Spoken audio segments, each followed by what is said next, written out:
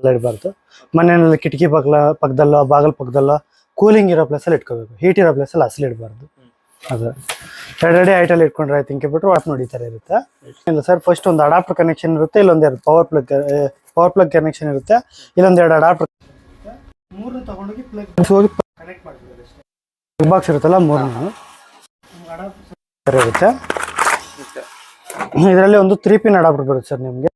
ಅದನ್ನು ನೋಡಿ ಇದಕ್ಕೆ ಹಾಕೋಬೇಕು. ಫಸ್ಟ್ನೇ 2 ಪಿನ್ ಅಡಾಪ್ಟರ್ ಇರುತ್ತೆ, ಅದನ್ನು ನೋಡಿ ಮಧ್ಯದಕ್ಕೆ ಹಾಕೋಬೇಕು.